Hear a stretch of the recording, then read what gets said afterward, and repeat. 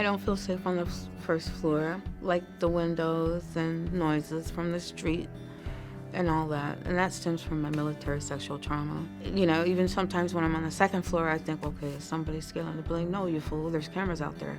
Well, and then your mind, because of that illness, says that, well, you know, it is dark in this certain part, and they can actually come up through that way. I mean, it's an illness.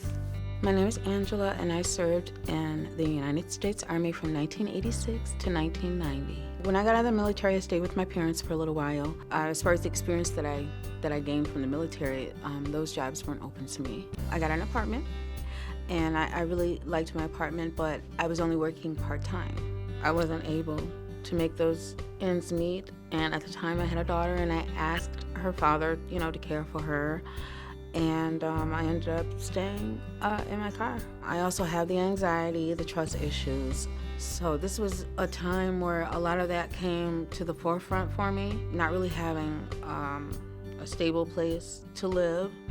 Things that come normally, like for a person that get up every day, it's like something that I had to worry about all the time, let alone find a job. It was just a devastating time for me. I felt so unsafe that is someone gonna kill me? Is someone gonna rape me? Can somebody get in the car when I'm asleep? And then it caused me to have more flashbacks of things that have already happened to me. It was difficult. I would park in the parking lot of the police station, and I still felt unsafe, but if something were to happen, they were right there. I remember that very vividly, and I had this favorite blanket that I had. The fleece ones, and it kept me pretty warm, but it was no fun. It was no fun, and I don't wish that on anybody. You know, I'm not suicidal or anything like that, but when you get down so low, your mind kind of seems to just go certain places where you're like, oh gosh, I just thought about that. I found out about Havash. That kind of led me to coming back to the VA too. They kind of put things in perspective for me. Just hope, having some hope that, hey, you know, maybe there's a chance that I will be okay.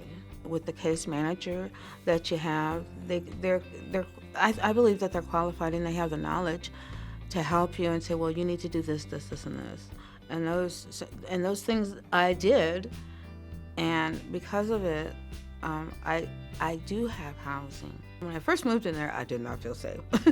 Even though they have cameras on the property, even though they have a secure downstairs, secure upstairs, and I have to be on the second floor.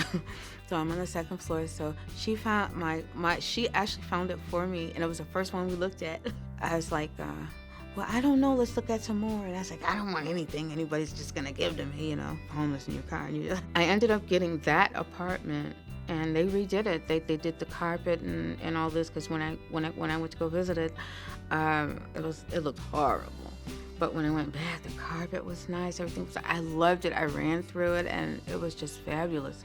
I can actually go to bed at night and, you know, or pray or whatever, and actually feel and not just say I'm okay, actually to know that I'm okay.